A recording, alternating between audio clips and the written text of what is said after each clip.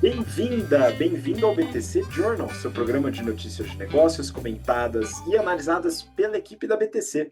Meu nome é Gustavo Habib, eu sou instrutor de comunicação e negociação, e no episódio de hoje, dia 23 de fevereiro de 2024, falaremos sobre a briga entre Zuckerberg e a Apple. A gente vai falar sobre o Vision Pro, a marca aí de gado do Mark Zuckerberg no futuro, e também a gente vai falar sobre Meta e as compras in-app dentro da App Store da Apple. Vamos falar também sobre estratégia de finanças com Lyft, os resultados, o guidance e as coisas que ocorreram aí com os investidores, e também a Disney e o investimento no Fortnite. Por fim, discussão do Journal, a gente vai bater um papo sobre marca pessoal, personal branding, né? Todo mundo precisa ser influenciador hoje em dia. Essa discussão é legal, a gente vai falar no finalzinho do episódio. E para me acompanhar aqui nessa discussão e nas outras notícias, estou aqui com o nosso instrutor de finanças corporativas, business modeling, Guilherme Goraeb. Gui, bem-vindo de volta. Olá, ouvintes, olá, espectadores. Fala, Habib. Prazer estar aqui com vocês. Esse pós-carnaval, falo diretamente das minhas férias. Então, bora comentar as notícias que eu tenho um voo para pegar mais tarde, cara.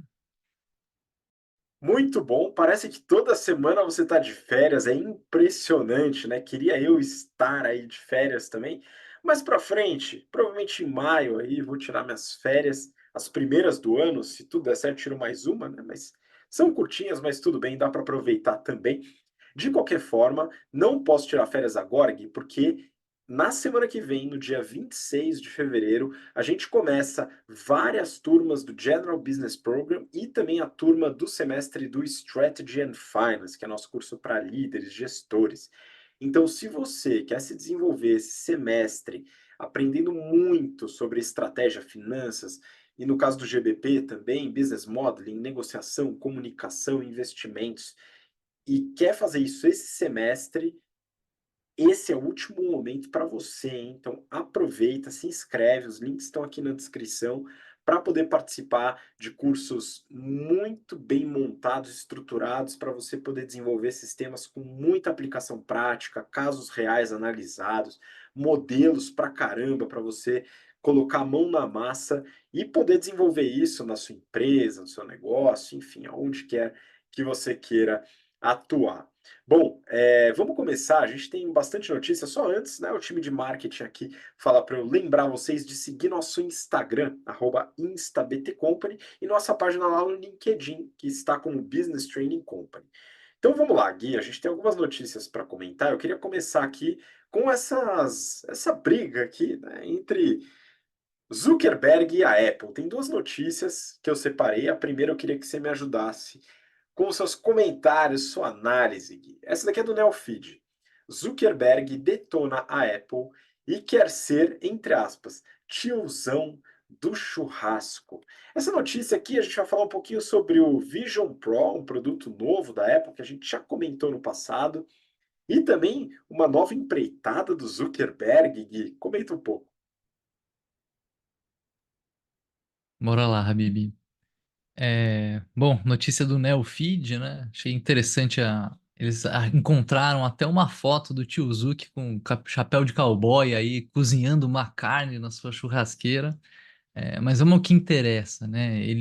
A notícia, ela parte aí de um vídeo que o Zuckerberg fez e divulgou, onde ele analisa o Apple Vision Pro, que é o último lançamento da Apple, aquele óculos ali, ou headset, que segundo a Apple inicia a era da computação espacial, mesclando conteúdo digital com espaço físico de maneira imperceptível. Se você costuma navegar por redes sociais como Instagram, Twitter ou mesmo acessar o YouTube, você já deve ter visto vídeos de pessoas usando aqueles óculos da Apple em diferentes cenários, como andando no metrô em Nova York, andando pelas ruas ou mesmo em casa, que segundo a Apple é o seu principal uso, né? O tio Zuck fez vários comentários avaliando diferentes aspectos do Apple Vision Pro, em especial fazendo diversas comparações com os produtos equivalentes que a Meta possui. São eles o Meta Quest 3 e o Meta Quest Pro. Ambos esses produtos custam a partir de 500 e 1.000 dólares, respectivamente. No geral, o Zuck ele se disse bem desapontado com a qualidade geral do produto da Apple, dizendo que ele esperava mais de algo tão caro. O Vision Pro atualmente custa a partir de $3.500, ou seja, 7 vezes o valor do MetaQuest 3, ou seja, é bem mais caro e deveria entregar muito mais, né? De acordo com o Tio Zuki, a sua aposta é de que estes headsets sejam usados como um computador ou uma televisão de próxima geração e não para uso externo, como a gente tem visto várias pessoas postarem aí em vídeo, né? Para esse caso de uso externo, ele acredita que os óculos inteligentes seriam mais interessantes. Um ponto estratégico interessante que ele comenta é justamente sobre esse sistema aberto ou fechado de desenvolvimento e inovação. A Apple ainda desenvolve seus produtos de uma maneira mais fechada, ou seja, ela desenvolve eles internamente, sem usar parceiros externos, enquanto a Meta já é mais focada nas parcerias. Ponto bom disso é trazer mais rapidez no desenvolvimento de produtos. Ponto negativo é ter menos controle sobre a qualidade e a experiência como um todo, né? Eu honestamente não sei qual desses sistemas, qual dessas estratégias vai ser a vencedora. Confesso que esse lançamento me lembrou muito da época do primeiro iPhone. Eu lembro de ter um colega que comprou e olhar aquilo e achar meio curioso, mas não entender direito como é que você vai usar no dia a dia, né? Como é que aquele treco vai funcionar na prática. Foi sem dúvida, um dispositivo precursor com papel histórico, acredito que relevante no nosso jeito de viver atual que a gente tem. E fico imaginando, né, como que será o Apple Vision Pro 2, 3, 4, 5, 6, 12, 15, né? Como é que será que vai estar essa tecnologia daqui a alguns anos e a integração dela no nosso dia a dia? Será que vai dar certo ou vai flopar, né? Como outras tecnologias tantas que a gente já viu por aí que foram substituídas. Bom, por fim, a matéria comenta que, assim como você, Habib, o Tio Zuck tem um pé no campo e junto ao bunker de fim do mundo que ele tem construído numa ilha do Havaí, ele também está virando pecuarista e está criando gado para, afinal de contas, ter o que comer nesse evento de fim do mundo para o qual ele está se preparando. Eu não sei você, eu ainda não tô tão animado para colocar R$ 18.000 nesse óculos de realidade virtual, mas eu consigo enxergar essa hipótese de, num futuro não tão distante, estar trabalhando, substituindo aqui as minhas telas. Eu gosto de trabalhar com tela, tenho duas telas grandes aqui, por um óculos virtual. Não sei se eu ia ficar assim tão feliz só mexendo as coisas a mão no vento, né? Eu não sei, eu trabalho com Excel, eu preciso ter um teclado para digitar, eu preciso ter alguns suportes assim. Uma coisa é consumir conteúdo, né? Outra é trabalhar efetivamente com esses óculos. O que que você acha, Habib? Tá valendo $3.500 ou você vai esperar um pouquinho o preço baixar? Olha, talvez o tempo que eu estou disposto a esperar não seja o tempo que a inovação possa aguentar, viu? Então, eu acho realmente que vai flopar o Vision Pro. Talvez seja um teste, não um produto beta para uma melhoria depois. Agora, você fez uma boa segmentação entre os usos, isso é muito importante. Você tem o uso do óculos para consumo de conteúdo, etc., e também para algo que, na minha opinião e no meu uso, né, seria talvez a única coisa pela qual valeria a pena um óculos desse, que seria uma experiência imersiva de sala de aula virtual. Então, a gente tem os cursos virtuais, etc. Eu dou aula dentro de salas virtuais, gosto muito mais de dar aula numa sala de aula presencial, mas se você puder melhorar a experiência, seria mais agradável dentro de uma sala de aula virtual. Tem que ver qual que é a possibilidade técnica disso acontecer nos próximos anos, mas seria algo interessante. Consumo de conteúdo já, para mim, acaba sendo um pouco bobagem, ver um filme e tal, no óculos, né? Tem o cinema com toda a experiência, tem a casa que você pode dar uma caprichada, colocar um sonzinho melhor, uma TV legal e tal. Então, acredito que seja muito supérfluo, de certa forma. Agora, fazer isso andando na rua com óculos desse, para mim já é o caminho da distopia. Assim como imaginar o Mark Zuckerberg como um pecuarista, né? Ele com os calos dos dedos, todos através de teclado, né? Eu queria muito ver Mark Zuckerberg encantando cavalos e também cuidando do gado, né. Eu já, prefiro ser um pouquinho mais pé no chão, né, um pouco mais próximo e realmente só ficar um pouco mais próximo do campo, né, e colocando ali meu filho para montar na cabra, né. Isso é uma coisa que eu comecei a gostar de fazer. E aí eu pretendo fazer isso um pouquinho mais, mas a imagem do Mark Zuckerberg no campo, vou te falar que me traz alguma alegria. Agora, eu acredito que ele está acertando mais no desenho do produto, por especificar o tipo de uso e trazer um preço que eu acredito que é mais adequado. Com certeza é muito mais adequado do que o preço do Vision Pro. E aí eu queria retomar, né? A gente está com os cursos que eu comentei aqui com inscrições abertas, mas a gente tem um outro curso que também está com inscrições abertas, mas a turma é um pouquinho mais para frente, que é o Pricing Strategy Program. E lá a gente trabalha um tema que tem tudo a ver com isso que a gente está falando aqui, né? A gente está falando sobre atributos de produto e o quanto que o público dá de valor para isso, para permitir uma precificação. Isso aqui é um estudo que a gente faz em precificação chamado Willingness to Pay e algumas ferramentas estatísticas, como Conjoin Analysis. Então, todos esses temas, fora várias outras estratégias de precificação, a gente trabalha no Pricing Strategy Program. Se você quiser saber um pouquinho mais, se interessar em conhecer o curso e participar da próxima turma, o link também está aqui na descrição. Bom, Gui, vamos seguir. Tem mais uma notícia falando sobre o tio Zuck. Essa daqui também no Neofeed. Mark Zuckerberg dá o troco na Apple. Então é o seguinte, além da questão das rusgas no Vision Pro e no empreendimento do campo do Mark Zuckerberg, tem um outro ponto aqui que eu gostaria de comentar. Para isso eu vou voltar um pouquinho. Lá em 2007, o iPhone veio ao mundo depois daquela apresentação majestosa lá do Steve Jobs, um cara tímido, com dificuldade de comunicação, mas que coloca todas as boas práticas que a gente comenta nas aulas lá do GBP, e isso é uma mostra até de que comunicação é treino e não talento. De qualquer maneira, né, muito pouca gente lembra de algo relevante em relação a Steve Jobs. Muita gente lembra da apresentação, lembra do iPhone, lembra dos problemas pessoais e de relacionamento que ele teve, para quem se aprofundou um pouco mais na história, mas muito pouca gente lembra de um negócio, hein, Gui? Isso eu acho que você também não sabia. O Steve Jobs, ele era contra o desenvolvimento de aplicativos de terceiros dentro das suas plataformas. Você sabia disso? Olha, eu não lembrava, mas eu consigo acreditar nisso.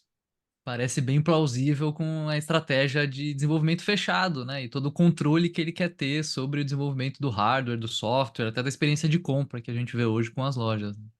Exatamente, cara, e era isso mesmo, né? Tá tudo de acordo com a forma como ele pensava. Ele gostaria de ter apenas aplicativos próprios rodando no iPhone. Então, não haveria App Store, o uso de aplicativos certamente seria muito diferente do que é hoje, e as pessoas não tropeçariam na rua, seriam atropeladas porque estão acompanhando o aplicativo no meio da rua, porque ele só teria os aplicativos próprios ali. Então a chance disso acontecer seria menor. Esse é meu sonho de vida, né? Mas não é a realidade. Hoje, todo mundo sonha em desenvolver um aplicativo que possa ser baixado ou vendido numa App Store, e em lojas também de outros sistemas operacionais, não só da Apple. Só que a Apple, claro, tem a sua relevância por ser o smartphone mais vendido do planeta. E por ser alvo de tanto desejo, a Apple, que não é boba nem nada, e não tem mais o Jobs para impedir ou atrapalhar esse plano, cobra caro para outras empresas estarem lá nas suas App Stores e desenvolvimento de terceiros. A Apple ela cobra 30% da receita de todas as compras in-app, né, aquelas feitas dentro do aplicativo.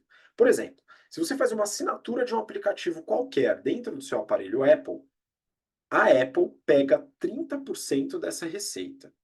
Tá? Então, é realmente relevante. Agora, imagina que você tem alguns dos aplicativos mais baixados do planeta, como Facebook, Instagram ou WhatsApp. Esse é o caso da Meta. E aí entra o tio Zuck.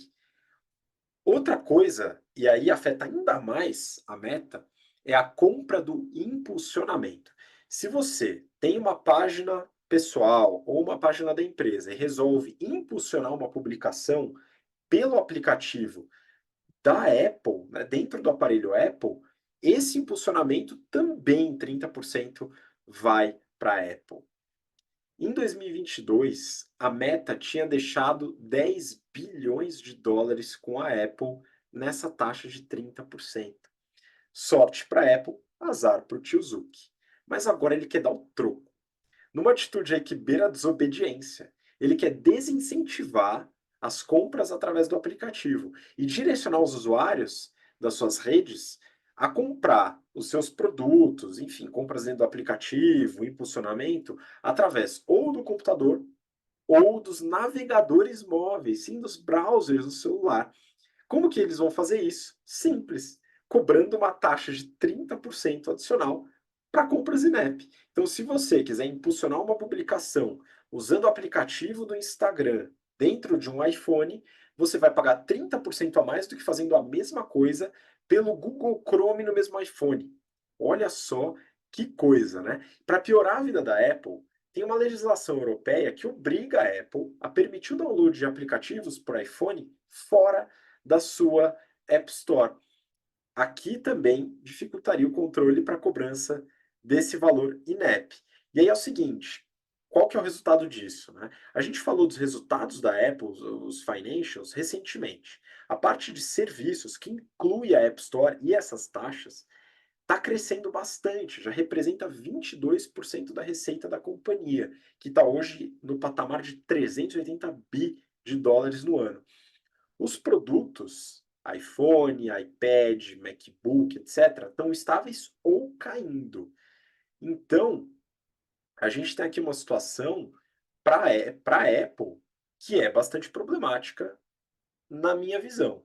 Outra coisa, a Meta está buscando formas interessantes de lidar com esse problema. Eu quero ver o circo pegar fogo. Agora, tem um ponto relevante da Meta, que é a experiência de usuário, né? Se tiver dificuldade para fazer isso fora, vai começar a complicar um pouco. Mas a Meta não é a primeira que reclama, viu, Gui? A Epic Games, a Deezer e o Spotify também já se juntaram para combater algumas práticas que eles consideram abusivas da Apple. Aí você pode pensar, putz, mas a Apple ela criou uma experiência de usuário muito boa, faz sentido ganharem com isso. Concordo, faz sentido ganharem com isso, assim como faz sentido as empresas buscarem alternativas para não pagar essa taxa. Luta justa, na minha opinião. E você, Gui, o que você acha dessa disputa? Boa para o usuário? Olha, se o usuário tiver um caminho onde ele consegue pagar mais barato, né, seja acessando via browser, via navegador, dependendo da compra, isso pode fazer muito sentido, né? Se você está gerenciando campanha, aí na BTC, né, a gente usa mídia paga, você não vai querer pagar 30% a mais para fazer o setup do negócio via aplicativo, né? Você topa fazer isso via navegador e economizar. Tem aplicativo que, né, um ou outro que a gente ainda paga para usar. Vai comprar uma assinatura que custa 100, 200, R$ 300 anuidade e economizar aí um cenzinho, né, 30%, porque você está fazendo isso via navegador, também parece razoável. Um bom retorno para 5 minutos de investimento finalizando essa compra no navegador, né? Então, enfim, como Facebook, eu também estaria preocupado em reduzir esse take rate aí da Apple, né, em diminuir essa comissão. E como Apple, eu estaria preocupado em tentar manter, né? Agora tem que ver quem que vai ganhar essa queda de braço. Exatamente. Eu acho que a experiência de usuário acaba fazendo bastante diferença. Agora, essa taxa, esse take rate que você falou, que a Apple pega aí das compras in-app, não é irrelevante para a Meta. Pegando aqui os resultados do quarto trimestre de 23, eles fecharam aí o resultado do ano de 2023, a receita só no quarto tri foi de 40 bi. Aumentou bastante, aumentou quase 25% em relação ao quarto tri de 22. Então, 10 bi no ano não é algo que vai fazer com que a meta quebre, mas machuca. Então, é algo que eles se preocupam. Agora, a Meta é uma máquina de fazer dinheiro, né? Desses 40 bi que ela tem de receita, 16,4 fica de lucro operacional e 14 fica de lucro líquido.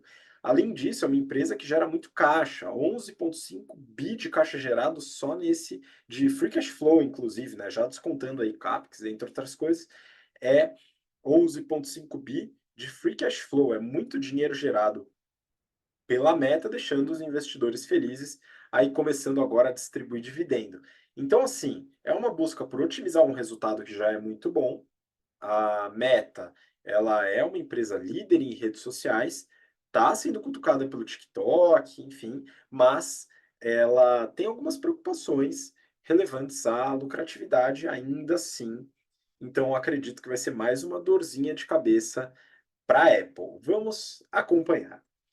Bom, é o seguinte, antes da gente passar para as próximas notícias, Gui, eu queria fazer uma perguntinha para você, né? O que que você pretende deixar para trás aí em 2023 ou incorporar na sua rotina em 2024? Alguma coisa aí que você tenha colocado como meta e tal? Boa pergunta, Habib. Eu resolvi nesse ano começar uma nova atividade física, além da academia, fazer algo mais interessante também. Beleza, você vai compartilhar? Não, vai ficar para você mesmo essa atividade física. Voltar a praticar Aikido, uma arte marcial japonesa.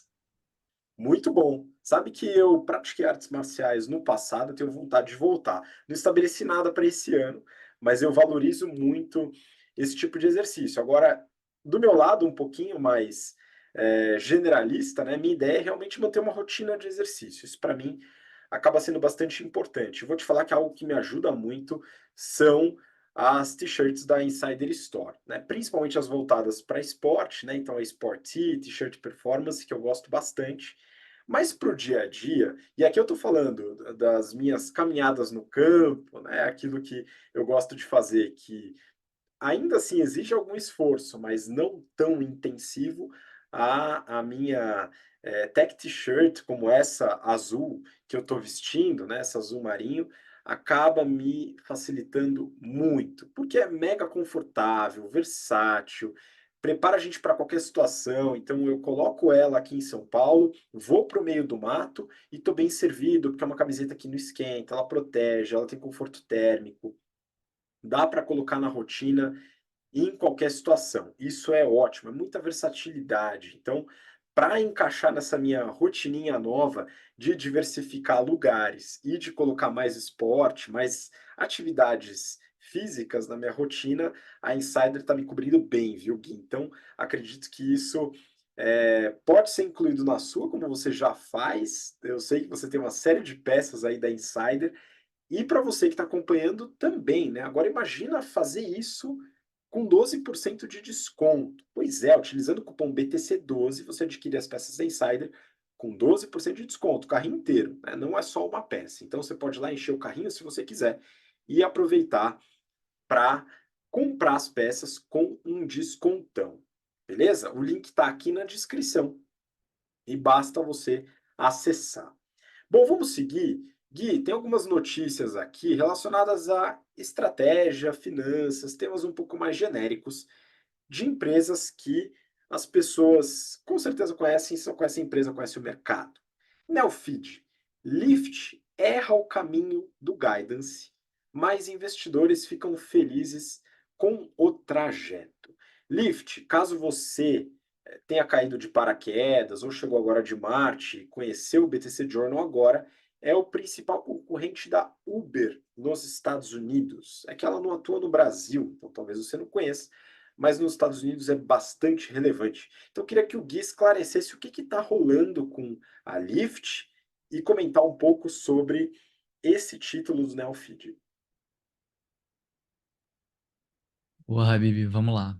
Bom, né, o feed não decepcionou aí, né? Mais uma vez, um título com trocadilhos, né? Dizendo que a Lyft erra o caminho, mas que os investidores estão felizes com o trajeto. Eu queria, antes de entrar aqui na notícia em si, pedir por um exercício de imaginação, né? Queria que você se imaginasse, Habib, na época do CLT. Quem não é CLT se imagina também como CLT. Imagina que o seu chefe te manda um e-mail dizendo que o seu salário vai subir 50% esse ano. Mas no dia seguinte, você tem uma reunião com ele, ele fala: opa, me desculpe, mas eu errei, foi um erro de digitação, um erro honesto, né? Na verdade é 5%, né? Você ficaria desmotivado, Habib? É, Gui, eu sairia da reunião, já entraria no meu LinkedIn, começaria a atualizar o meu perfil e fazer algumas ligações estratégicas, muito provavelmente. Ninguém ficaria feliz com um erro desse, né? É só um zero, que vai ter de mal, né? Pois é, o pessoal da Lyft fez um erro parecido esses dias na divulgação do resultado do último trimestre do ano passado.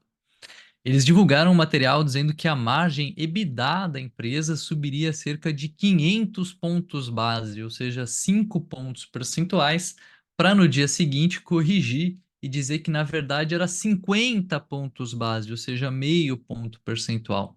Margem EBITDA que terminou 2023 em 1,6%, ou seja, subir 500 pontos base seria multiplicar por 4 a margem atual.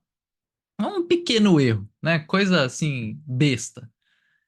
O CFO falou que errou, o CEO falou que meia culpa, errei, foi mal. Eu duvido que eles tenham aproveitado a alta vertiginosa das ações naquele dia para vender um pouquinho das ações que eles possuem, né? Em cima desse erro. Certamente não fizeram isso. Bom, as ações subiram pra caramba, depois eles falaram que erraram, as ações caíram um pouco, mas ainda assim, quando a gente olha a última semana, elas estão subindo mais de 35%, porque acredite se quiser, depois de anos e anos e anos no prejuízo, mais precisamente 12 anos desde a sua fundação, a Lyft finalmente está dando menos prejuízo, né? Ainda não está dando lucro, mas está chegando lá, dizem eles. Em 2023 foram míseros 340 milhões de dólares de prejuízo e no último tri, 26, né? Então está diminuindo. A mensagem é de que finalmente a empresa está em vias de crescer com rentabilidade, ou seja, dando lucro. O ouvinte atento que nos acompanha já há algum tempo sabe que não é só de lucro que vive uma empresa, né? Além disso, você precisa gerar caixa. E parece que foi justamente uma tímida geração de caixa no quarto TRI que foi usada como argumento, sendo um marco nessa transformação da Lyft em uma empresa rentável e sustentável financeiramente. Eles apresentaram uma geração de caixa de 15 milhões de dólares no último TRI, olhando geração de caixa como um todo, né? No ano, eles queimaram 250 milhões, o que já é uma certa melhora em relação ao ano anterior, onde eles queimaram 350 milhões, né? Acho que vale entrar um pouquinho aqui no detalhe dessa geração de caixa. Quem fez o curso com a gente, quem estudou finanças corporativas, vai lembrar que o fluxo de caixa pode ser classificado em três diferentes categorias, né? A gente tem o fluxo operacional, de investimentos e de financiamento. O de financiamento é como que a empresa se financia, ou seja, de onde que vem o dinheiro dela, banco e sócio. As atividades de investimento representam um fluxo de compra e venda de ativo, que entra o famoso CAPEX. E por fim, o principal, eu diria, a gente tem as atividades operacionais, que estão relacionadas com o dia a dia do negócio, né? Não tem empresa que pare de pé, ou seja, que seja sustentável financeiramente, que não possua um fluxo de caixa das atividades operacionais positivo, né? Se a operação está queimando caixa consistentemente, a empresa não é uma empresa, né? É uma máquina de moer dinheiro. E aqui a Lyft apresentou uma mudança significativa também. Nos dois últimos trimestres, ela conseguiu trazer números positivos, com uma geração de caixa operacional de 43 milhões no último tri. Vale a gente olhar um pouquinho aqui para a Uber, né, a principal concorrente da Lyft. A Uber teve em 2023 uma receita anual de 10 bilhões de dólares versus uma receita de 4,4 bilhões da Lyft. E a Uber já está um pouquinho mais avançada nesse caminho de geração de caixa e rentabilidade. No ano passado, a Uber gerou de caixa operacional o suficiente para pagar o seu CAPEX, ou seja, o seu investimento em ativos fixos, e ainda sobraram 768 milhões de dólares. A Lyft gerou 43 milhões aqui só no operacional sem pagar o CAPEX. Ou seja, tem um longo caminho para a Lyft conseguir mostrar que a sua rentabilidade positiva, a sua geração. Bom, ela ainda não tem rentabilidade positiva, né? Mas para ela conseguir dar lucro e para ela ter a sua geração de caixa evoluindo, ela precisa de um tempo para mostrar que isso de fato vai acontecer, que isso veio para ficar e que ela vai conseguir aumentar as suas margens, como a Uber tem conseguido. Se ela conseguir fazer isso, o seu valuation tem um caminho interessante pela frente, né? lembrando, a Uber é 2,3 vezes a receita da Lyft, né, quando a gente compara receita com receita. Já o seu market cap, o seu valuation, o seu valor de mercado, é de 24 vezes o valor da Lyft. A Uber está valendo atualmente cerca de 160 bilhões de dólares, enquanto a Lyft não vale nem 7 bilhões. Ou seja, se a Lyft conseguir continuar a mostrar esse caminho, né, que ela conseguir entregar rentabilidade, conseguir entregar geração de caixa, parece ter um caminho interessante aqui em termos de ações, né? O mercado ainda está apostando contra a Lyft. Tem mais posição vendida contra a Lyft do que tem contra a Uber, né? Mas não sei, Habib. Eu acho que pode ser algo interessante aqui. A gente tem no mercado financeiro um tipo de operação que chama long and short, né? Quando eu aposto que uma ação vai desempenhar melhor do que a outra. Se a Lyft conseguir entregar esse resultado, certamente ela deve desempenhar melhor que o Uber aí nos próximos anos, só que precisa entregar resultado. Não dá só para ficar mandando erro em PowerPoint e achar que isso vai resolver o problema nas ações deles. Pois é, concordo. Tem algumas dificuldades aí inerentes à conquista de mercado, mas é possível, até porque o valor da Uber está razoavelmente esticado, né? Se a gente pensar em geração de caixa e a comparação com o valor do negócio, né? Mas tem espaço para Lyft, acredito também. Vamos seguir para a próxima notícia, Gui. Peguei aqui do Brasil Journal. Disney paga 1,5 bi de dólares para ter seus personagens no Fortnite. É a sua maior aposta em games. É o seguinte, nas aulas de negociação, eu conto a história da aquisição da Lucasfilmes pela Disney. É um caso bem legal de negociação, foi analisado lá nos cursos de Harvard. E eu não vou dar spoiler, mas tem um ponto interessante aqui que eu queria compartilhar. Para o George Lucas, era muito importante manter a filosofia de Star Wars, sua principal criação, e é o grosso do valor da Lucasfilms onde se concentrava. Eu brinco que ele preferia ver o Luke Skywalker tomar um tiro de um Ewok, que são aqueles ursinhos fofos do Retorno do Jedi, do que ver seus personagens se misturando com o universo Marvel. Mas para a Disney, a mistura é legal. Ela não vê problema em jogar seus personagens em qualquer lugar, coisa que por George Lucas é impensável. Nesse caso, não estamos falando de qualquer lugar. Fortnite é um dos jogos mais populares do mundo, com mais de 100 milhões de jogadores. A Disney ela pagou 1,5 bi de dólares para inserir seus personagens no jogo. Na verdade, ela comprou uma participação na Epic Games, que é a produtora do game. Isso seria tipo a sobremesa, mas é uma sobremesa que enche bastante. Com isso, os jogadores eles poderão criar suas histórias no jogo usando personagens da Disney, como por exemplo o universo Marvel. Isso vai ser realizado através da tecnologia Unreal Engine, que é uma plataforma de criação de elementos 3D desenvolvida pela Epic Games. Uma curiosidade, em 2017, a Epic ela foi selecionada para ser incubada pela Disney num programa de aceleração de startups. Agora estão juntas. A Epic ela cresceu muito pelos jogos e pela tecnologia. Essa Unreal Engine é algo que já roda e tem uma perspectiva muito boa pelo mundo dos games. Esse mercado, inclusive, ele chega a 3 bilhões de pessoas no planeta, mais de um terço aí da população mundial. E a Disney, com alguns problemas em certas frentes, quer aproveitar esse filé. Olha, a vida não está fácil para a Disney, viu, Gui? A frente mais problemática aqui talvez seja a do streaming. O Disney Plus teve queda de usuários nos últimos resultados.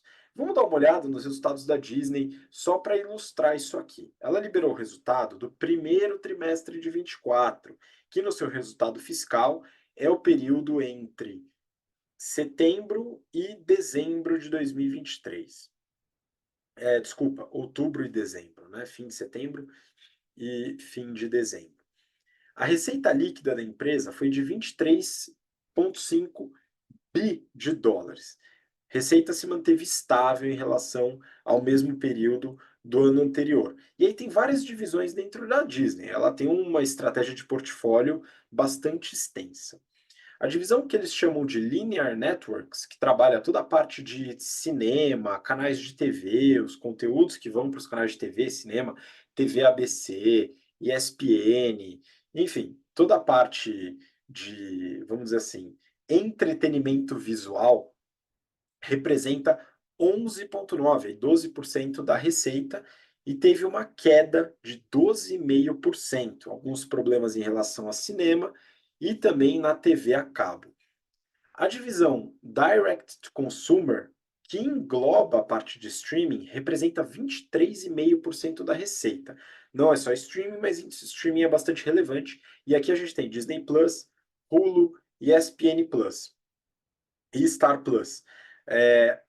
O que resultou nesse resultado de.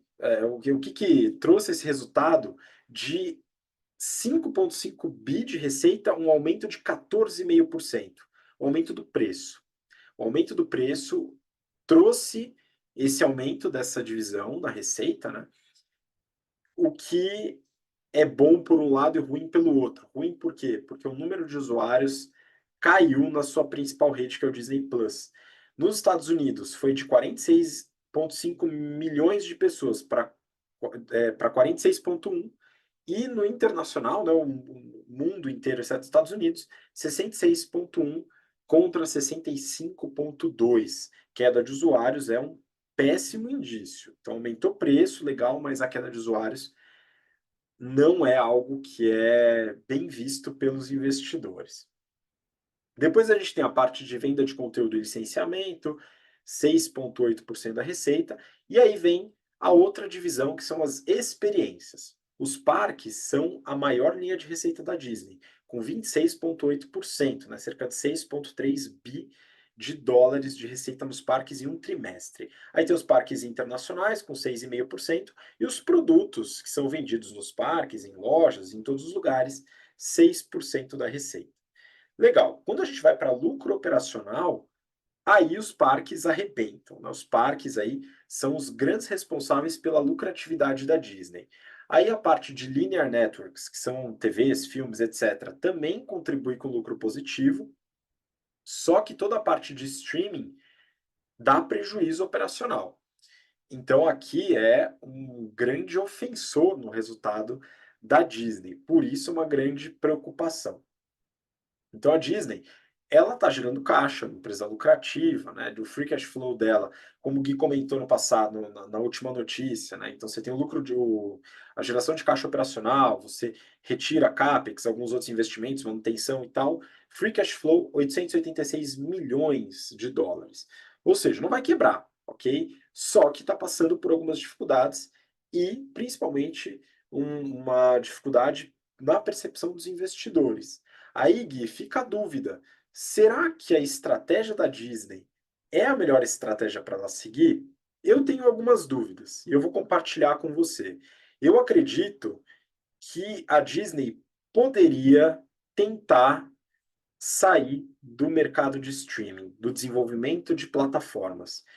Na minha visão, a Disney é uma especialista em conteúdos e experiências, seja conteúdos em filmes, em TVs, etc., séries, animações e tal, seja experiências em parques ou em produtos.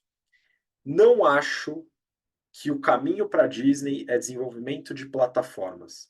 Eu acho que ela teria muito a ganhar trazendo conteúdos e ganhando em cima de plataformas de terceiros.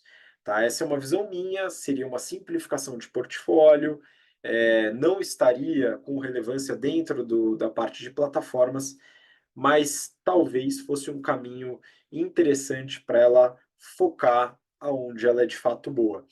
E aí, Gui, o que você acha? Você acha que ela iria bem insistindo no mercado de plataformas de streaming? Qual que é a sua visão em relação à Disney, que eu sei que você é um grande fã dos conteúdos também. Cara, eu concordo contigo. Acho que o diferencial da Disney é o conteúdo que ela possui, né? Ela explora esse conteúdo muito bem nos parques, Eu acho que os jogos podem ser um universo a mais para ela conseguir explorar esse conteúdo. Ela não precisa ser uma grande fabricante de jogos ou de console ou de qualquer coisa do tipo, mas é um universo interessante para ela explorar, né?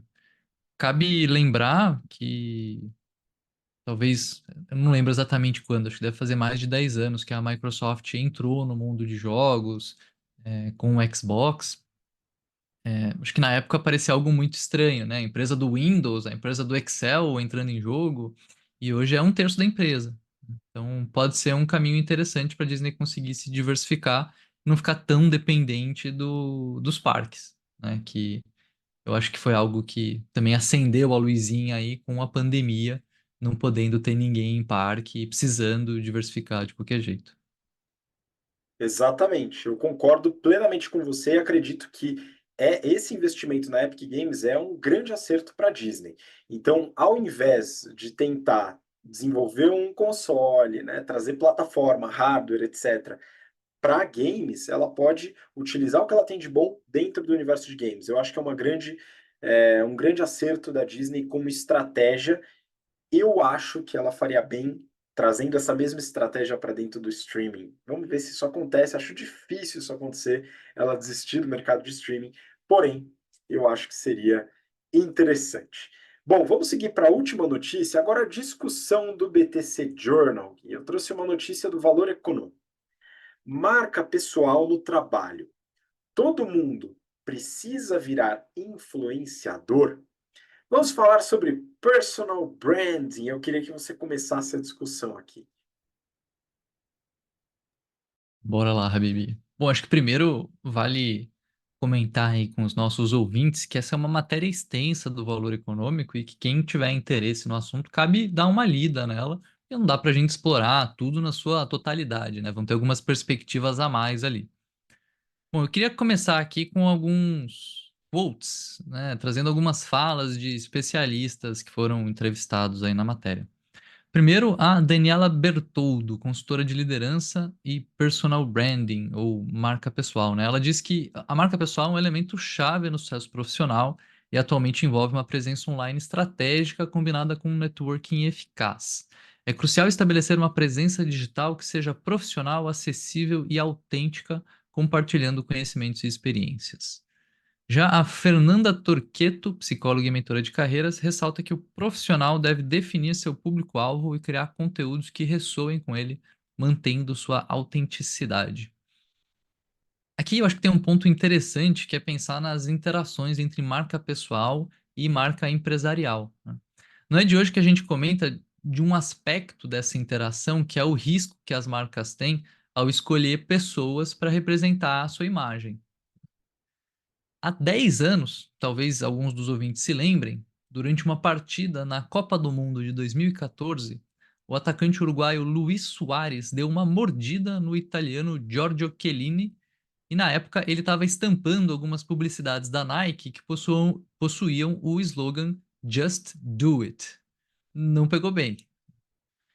A gente não precisa ir tão longe assim, né? No início desse mês de fevereiro de 2024, o Burger King lançou um comercial onde eles executaram a brilhante ideia de trazer um ex-ator pornô como garoto propaganda em uma peça criativa cheia de frases com um duplo sentido.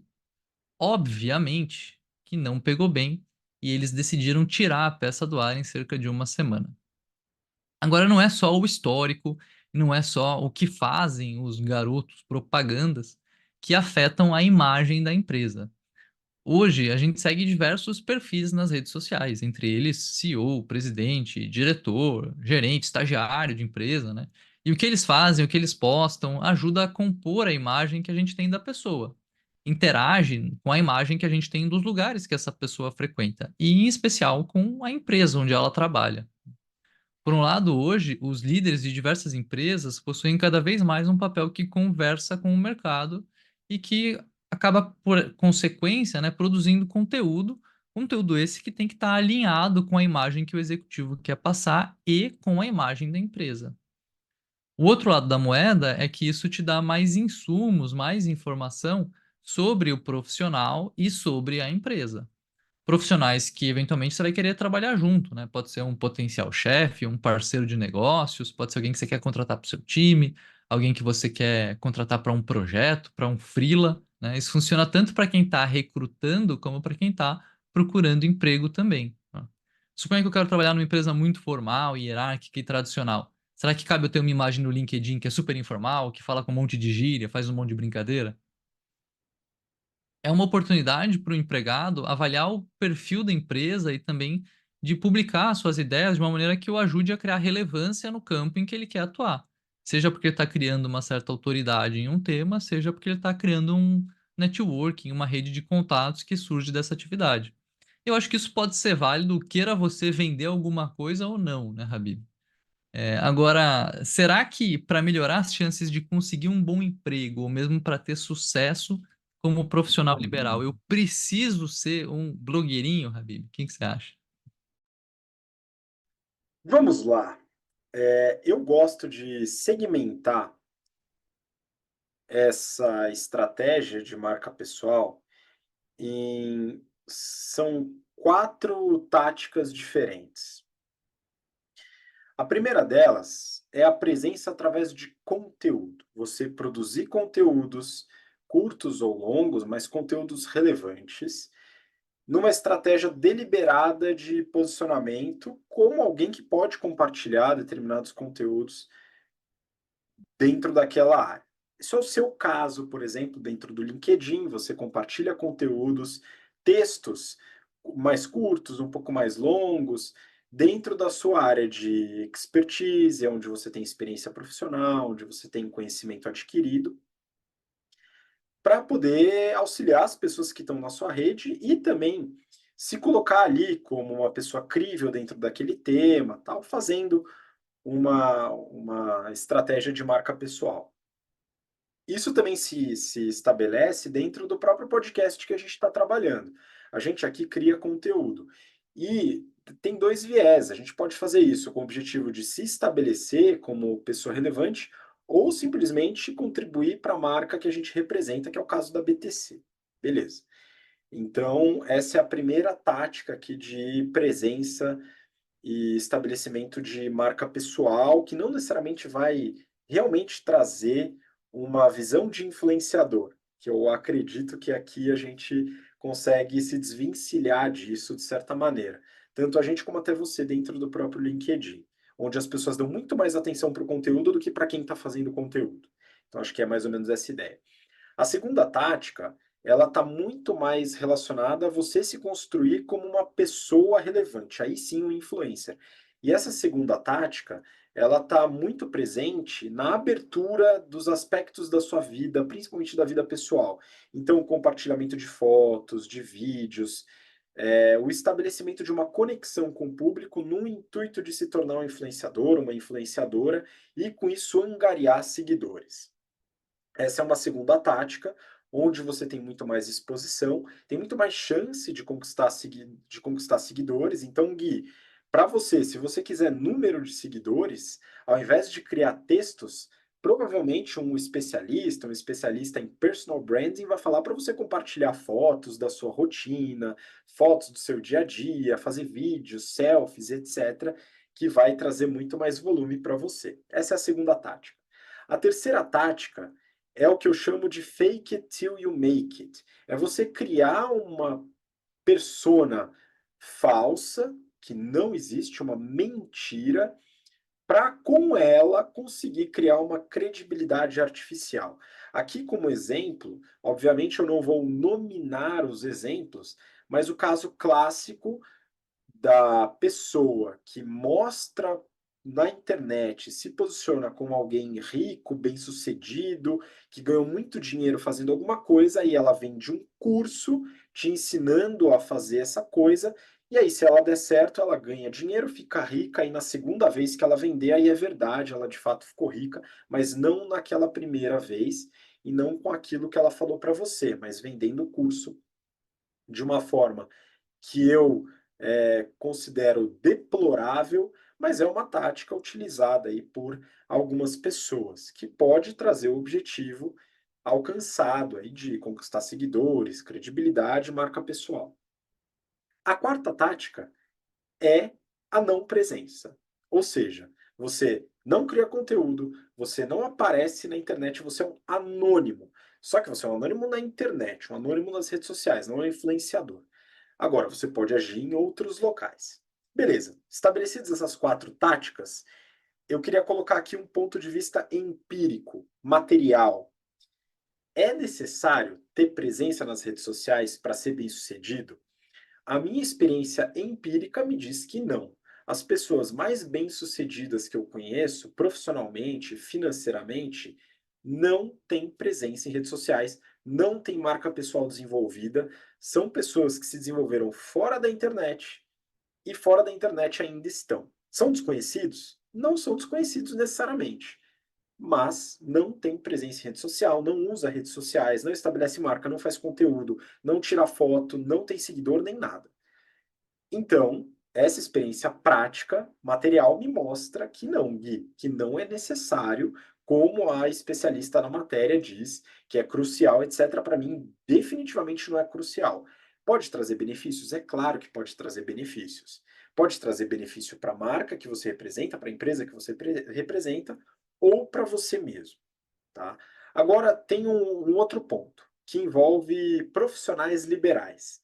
Que aqui existe uma pecha muito grande, que se você é um profissional liberal, você tem a necessidade de desenvolver marca pessoal na internet. Aqui eu estou falando de profissionais da saúde, como a sua digníssima e a minha, ambas trabalham na área da saúde, medicina, psicologia, terapia, né, enfim, os diversos tipos, fisioterapia, educação física, personal trainer, etc., existe essa crença popular de que é necessário ter presença nas redes.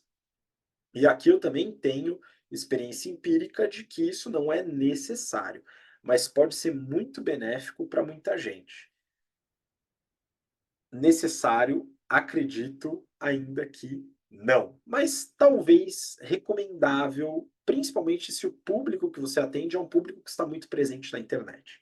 Tá? Então aqui começa a pender um pouco mais para o lado benéfico. Agora, no mundo dos negócios, como forma de você conseguir emprego, conseguir relevância, conseguir bom networking, eu já acho que essa necessidade já está um pouco mais distante. Pode ajudar, pode, claro, mas a necessidade não existe na minha visão. E aí tem um último ponto, aí depois eu passo a bola para você, Gui, aí você finaliza, que é o malefício da exposição.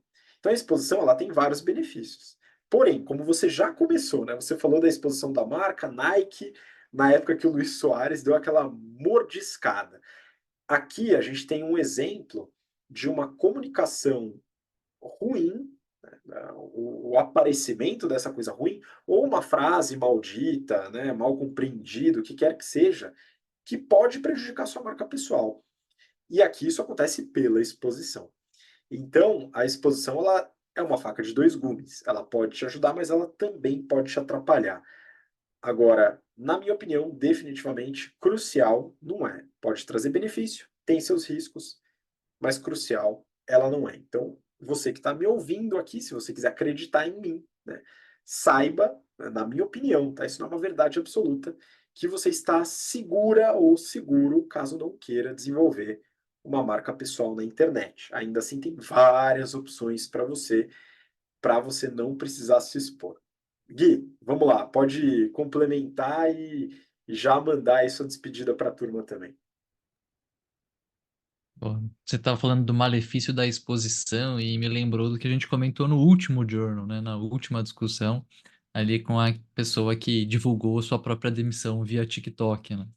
Às vezes a gente consegue muita exposição, mas talvez sem uma estratégia bem delimitada por trás, né? Não sei qual que é o objetivo, e se aquela exposição está contribuindo para o objetivo que você tem.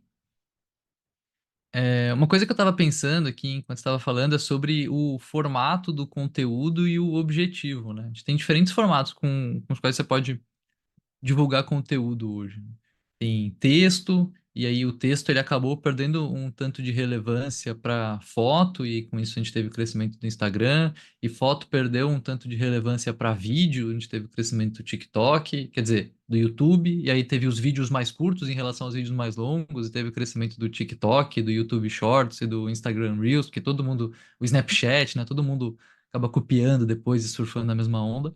Eu acho que o ponto é que você tem conteúdos que são mais adequados para o tipo de objetivo, né? Então, se você quer engajamento, se você quer exposição, talvez o conteúdo mais viral é o vídeo curto, como foi o vídeo da demissão, da autodemissão lá da menina que a gente comentou. Se você quer autoridade, talvez esse não seja o formato de conteúdo mais interessante, né? Talvez publicar um bom texto seja mais relevante. Quando você abre uma rede social, né? Quando você abre o Instagram, geralmente você não está abrindo porque esse é um momento de aprendizado, né? Você está abrindo porque é um momento de relaxar, de jogar fora 5 minutos ali, sei lá, desopilar o cérebro, né? Tipo, não pensar em nada. Quando você quer aprender, você abre um livro, né? Eu acho que, como produtor de conteúdo, cabe você pensar o tipo de mídia que você está usando para o objetivo que você tem. Eu quero ser o guru do marketing digital, sem dúvida eu vou produzir vídeo, shorts, e vou tentar viralizar isso ao máximo para aumentar o meu alcance, para depois eu vender o ticket do ingresso para me ouvir falar besteira, e aí eu vou pegar esse evento falando um monte de abobrinha e vou produzir mais shorts, e aquilo vai se retroalimentando e você consegue ter um engajamento, uma exposição muito grande. Talvez você não tenha muito conteúdo de fato ali quando a gente olha pelo viés de qualidade de conteúdo, né? Mas você, enfim, tem formatos diferentes, conteúdos diferentes de acordo com o objetivo. Um diferente formato vai ser mais adequado, né? Bom, acho que dito tudo isso, né, cabe lembrar ali, a matéria traz várias coisas. Fico feliz que a gente não precisa todo mundo virar blogueiro para ter sucesso. Acho que tem muita gente que alcança o sucesso profissional por diferentes caminhos e não precisa virar blogueirinho, apesar de todo vendedor de curso de marketing digital querer te convencer que isso é verdade, não é verdade, né? Você tem outros caminhos. E bom, acho que é isso, tá bom por hoje. Gostaria de ouvir comentários dos nossos ouvintes, espectadores lá no YouTube. Eu não sei se dá para pôr comentário no Spotify, não sou tão tecnológico assim, mas se não, mandem comentários para a gente pelas nossas redes sociais também. Acho que esse é um tema interessante para explorar.